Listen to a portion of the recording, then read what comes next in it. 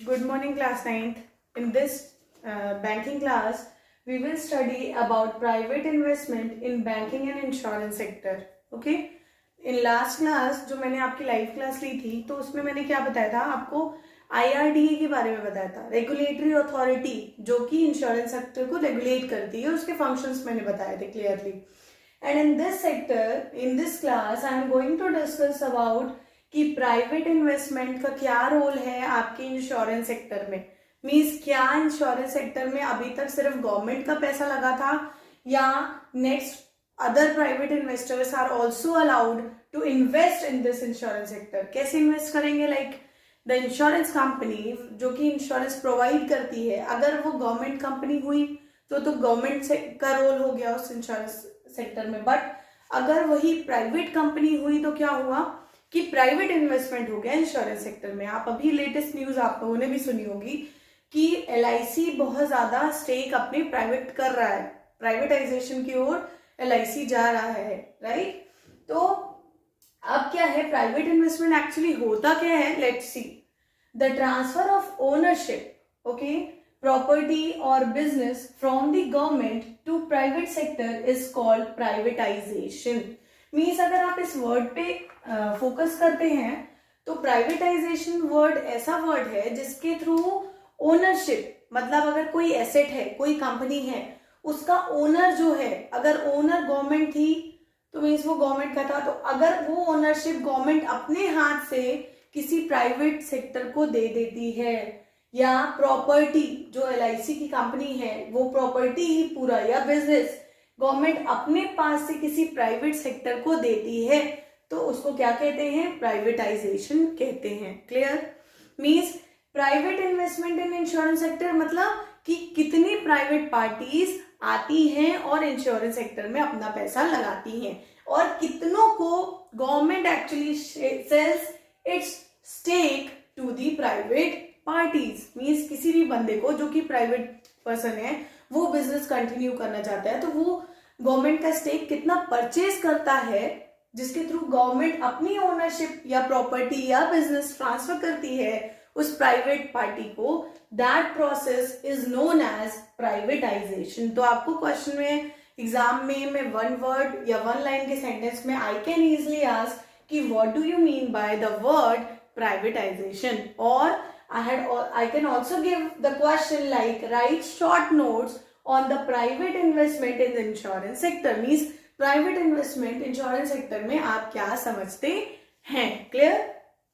Next one is LIC nationalized in 1956. Actually LIC अलग है, GIC अलग है. Like लाइफ इंश्योरेंस कॉर्पोरेशन अलग है जो कि लाइफ इंश्योरेंस आपको प्रोवाइड करती है, GIC अलग है जो कि आपको जनरल इंश्योरेंस प्रोवाइड करती है. तो इन दोनों सेक्टर्स को, इन दोनों कंपनीज को एक्चुअली कब कब नेशनलाइज किया गया, as a nation wise whole इसको रिकॉग्नाइज किया गया, तो वो ईयर था 1956. Okay.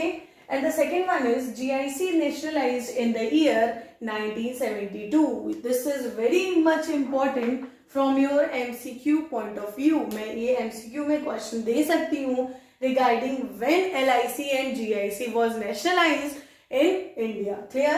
Next is Indian economy started privatization and foreign investment in 1991.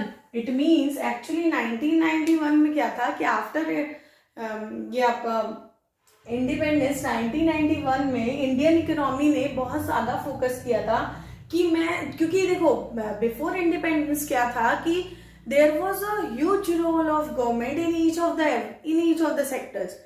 ठीक है, बहुत ज्यादा गवर्नमेंट का रोल था. बट अब क्या किया इंडियन इकोनॉमी ने कि उनको ऐसा फील हुआ कि government can not handle all these things only by his hand. Okay.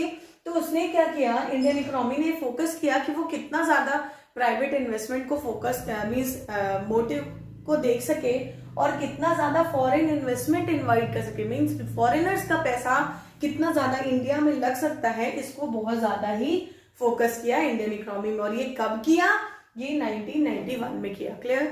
Next is setting up of IRDA. Means IRDA जो आपका था लाइक इंश्योरेंस रेगुलेटरी अथॉरिटी, जो कि आपका पूरा रेगुलेट करता है इंश्योरेंस को, इसका सेटअप होना भी एक बहुत क्लियर कट रास्ता दे दिया किसको, लिबरलाइजेशन एंड प्राइवेटाइजेशन को इंडिया में। अब आप सोचेंगे what is liberalization. So liberalization is a word like जो आपके रेस्ट्रिक्शंस थे, मीन्स पहले क्या था इंडिया में, there was a huge restrictions regarding import and export. Okay, लोग इजिली किसी भी सामान को इंपोर्ट नहीं कर सकते थे। इंपोर्ट मीन्स बाहर से मंगा नहीं सकते थे, एक्सपोर्ट नहीं कर सकते थे, यहाँ का गुड्स बाहर नहीं बेच सकते थे। तो जब मनमोहन सिंह प्राइम मिनिस्टर थे तो उन्होंने ये लिबरलाइजेशन पॉलिसी इंडिया में लेके आए। लिबरलाइजेशन पॉलिसी क्या होती है, जिसमें कि आपको जो सामान आपको बाहर भेजना है आउट ऑफ इंडिया या बाहर से सामान मंगाना है, you can easily make the transactions, जबकि पहले ऐसा नहीं था। देयर वाज ह्यूज रेस्ट्रिक्शन, और जिसकी एक बहुत बड़ा मीन्स रीजन था, जो कि लाइक आप फोन करते थे तो बहुत ज्यादा फोन का बिल आता था, लाइक एक कॉल करने, इवन कॉल रिसीव करने का पैसा लगता था।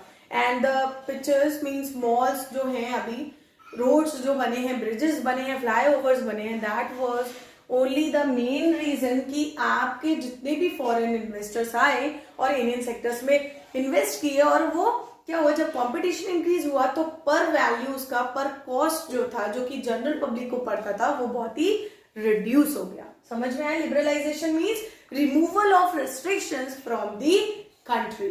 क्लियर? तो IRDA का सेटअप क्या हो गया था, सेटअप मतलब एक अच्छी रेगुलेटरी अथॉरिटी हो गई थी जो कि इंश्योरेंस सेक्टर को रेगुलेट करती थी। तो वो बहुत ही रास्ता क्लियर कर दिया था लिबरलाइजेशन और प्राइवेटाइजेशन का। क्यों? क्योंकि इंश्योरेंस सेक्टर को बहुत ही इजीली और अच्छे तरीके से IRDA रेगुलेट कर रहा था। Next, IRDA has separated life insurance, non life and reinsurance business that require separate licence. Actually आपको ये पता होना चाहिए कि for setting up insurance company what you need is licence. आपके पास प्रॉपर लाइसेंस होना चाहिए। तो IRDA ने क्या किया कि जो लाइफ इंश्योरेंस है उसको अलग कर दिया, जो नॉन लाइफ इंश्योरेंस है उसको भी अलग कर दिया, जो आपका ये री इंश्योरेंस बिजनेस है, ये सारी चीजों को उन्होंने सेपरेट कर दिया, ताकि हर बिजनेस को जो भी इंश्योरेंस कंपनी हैंडल करे उसके लिए उसको प्रॉपर लाइसेंस प्रोवाइड किया गया हो। Because according to the types of insurance the restrictions that need to be imposed वो उसके अकॉर्डिंग ही डिसाइड होती थी। लाइक लाइफ इंश्योरेंस के लिए कितनी रेस्ट्रिक्शंस होनी चाहिए या क्या रेगुलेटरी रूल्स होना चाहिए, ये कौन डिसाइड करता था, इज IRDA। क्लियर?